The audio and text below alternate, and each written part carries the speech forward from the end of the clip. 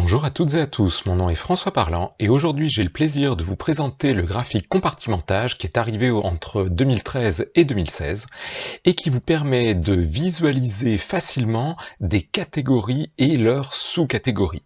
Je vous montre comment créer ce graphique, à quoi il sert et évidemment quels sont les pièges à éviter. C'est parti! Le graphique compartimentage est particulièrement adapté lorsque vous avez des catégories, ici par exemple des pays, et des sous-catégories avec des valeurs. Pour le réaliser, écoutez, c'est très simple, on clique dans les données, on va dans Insertion, on cherche les graphiques hiérarchiques et on trouve le fameux graphique compartimentage. Le graphique compartimentage a transformé les valeurs en surface et cela peut aider les gens qui ont du mal avec les nombres mais qui par contre comprennent très bien les ordres de grandeur lorsqu'ils les voient représentés en forme d'espace. Comme tout le monde n'est pas habitué à ce type de graphique, je vous invite à préparer un petit discours pour la première fois où vous le présenterez à des gens. Remarquez ici que l'on a en premier la catégorie la plus représentée et vous voyez que ce n'est pas dans l'ordre de nos données, on a bien Excel qui a fait la somme des valeurs pour voir laquelle avait le plus en total. Ensuite, on a la valeur ou plutôt la catégorie qui est moyennement représentée et ainsi de suite en allant vers celle qui a le moins de valeur. Cette manière d'aller du plus grand au plus petit se retrouve à l'intérieur de chaque catégorie. Ici par exemple, on a d'abord les ventes en magasin, puis les ventes en ligne, puis en livraison, puis en drive.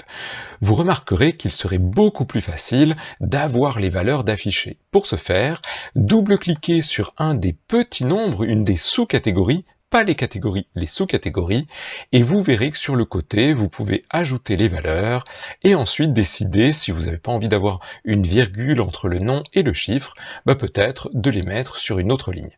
Pour les gens qui sont sous Mac, commencez par faire un clic droit sur les étiquettes et ensuite essayez d'aller dans Propriétés ou modifier les étiquettes ou quelque chose qui ressemble à cela.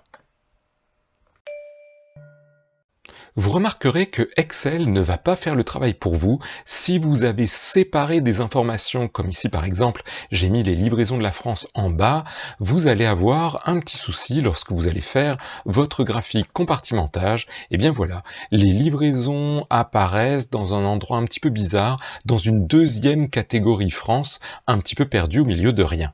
Je vous invite donc, lorsque vous préparez vos données, à bien rassembler les informations et à bien remettre les choses au bon endroit. Tout ce qui est avec une catégorie doit être dans cette catégorie.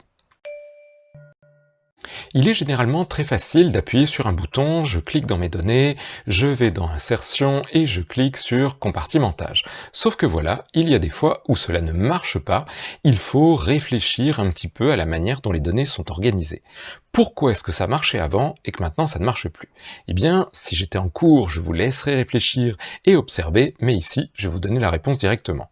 Les graphiques hiérarchiques ont besoin d'avoir les catégories dans la première colonne, les sous-catégories dans la deuxième et les valeurs en dernier.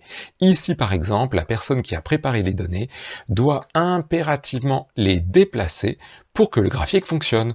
Et maintenant, plus aucun souci, je vais dans Insertion, Compartimentage, et j'ai bien mon graphique.